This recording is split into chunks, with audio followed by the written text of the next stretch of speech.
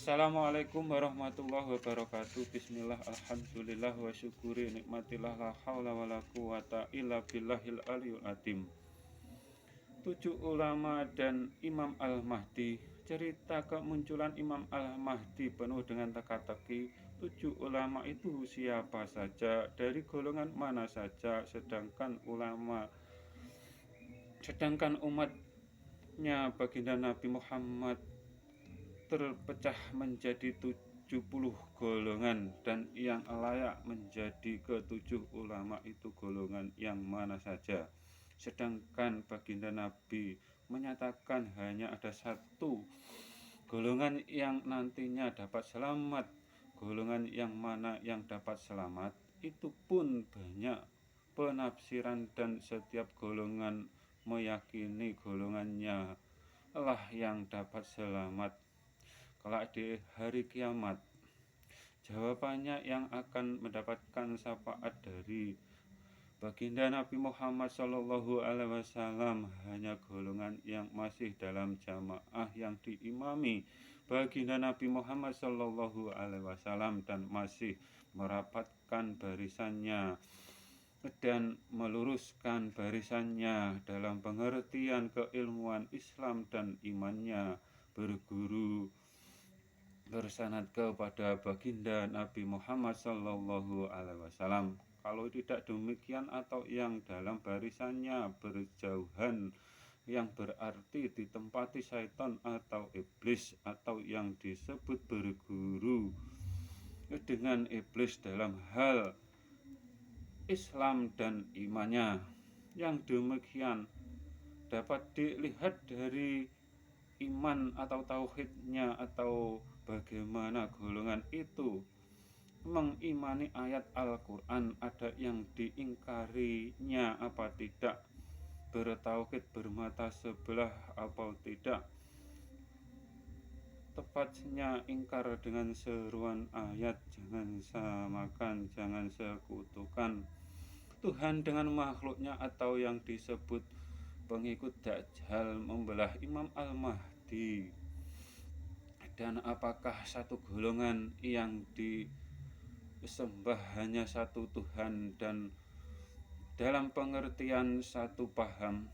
Sepengetahuan kami, satu golongan banyak perbedaannya atau lebih dari satu.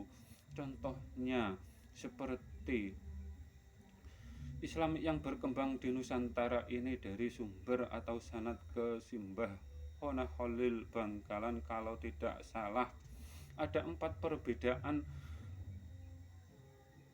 memahami zatnya Tuhan. Penyebabnya kalau tidak salah, setiap kelompok kebanyakan tidak memperhatikan tauhidnya.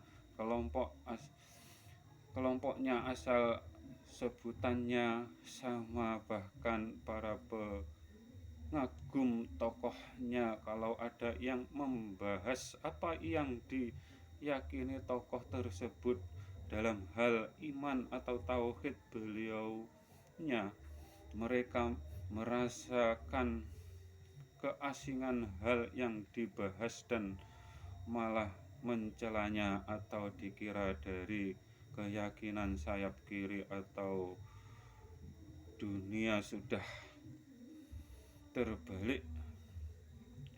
Kalau dulu berhala dapat dilihat dengan mata kepala, saat ini berhala tersimpan rapi di hati atau pikiran si pemuja berhala atau hantu yang mempunyai anggota badan dan butuh tempat. Yang imannya seperti itu karena tidak sadar diri dan imannya ditaruh di hati atau pikiran. Zatnya Tuhan dipahami dengan pikiran atau otaknya. Yang pasti yang dapat dipikirkan itu zatnya makhluk. Keimanan wajib ditempatkan di wilayahnya rohani. Syariat agama yang dilakukan di simbol merahmu atau jasmanimu.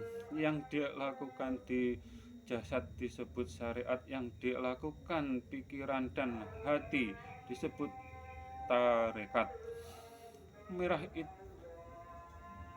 putih itu jiwamu, keilmuannya disebut makrifat. Hijau itu rohmu, keilmuan ilmui dengan hakikat, semuanya wajib diilmuinya. 7 ulama itu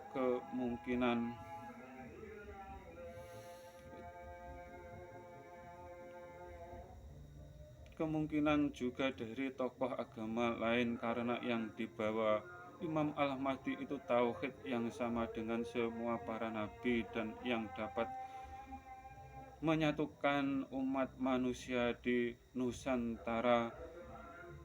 Mengembang ke dunia itu hanya dengan satu tauhid yang sama dengan yang diimani para nabi, atau kembali ke Islam yang menjadi bekal dilahirkan ke dunia ini. Tanpa itu mustahil dan nihil. Para perusak akidah, mereka-mereka yang mengajarkan bertauhid bermata sebelah, para Imam Al-Mahdi, atau yang pertama kali Nabi Nuh.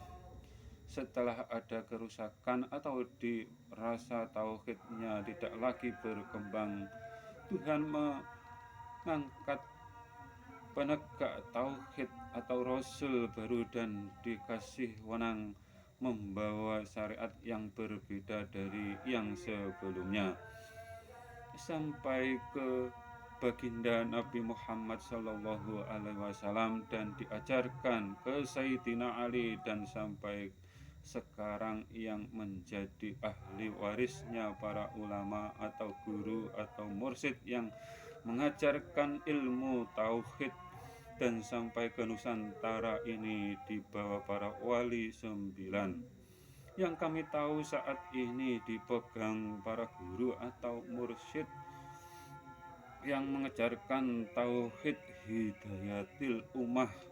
Sedangkan 7 ulama itu bukan hanya dari ulama atau umatnya baginda Nabi Muhammad saja, karena semua nabi atau setiap insan dibekali agama Islam. Semua nabi satu Tuhan, satu tauhid, satu tujuan, hanya mencari ridhonya Tuhan di dunia dan akhiratnya. Walau syariatnya berbeda, sejatinya Islam menyembah Tuhan pencipta semua alam beserta semua isinya. Walau syariatmu dari baginda Nabi Muhammad SAW dan Tuhanmu kalian namakan Allah Subhanahu wa Ta'ala, akan tetapi pemahaman zatnya tidak sama dengan yang diimani baginda Nabi Muhammad SAW atau semua nabi. Surga yang akan kalian dapatkan hanya KW dan tidak melalui hisab langsung, merasakan panasnya surga yang surganya makhluk yang bermata sebelah. Bila salah iman, amal ibadah pasti wassalam.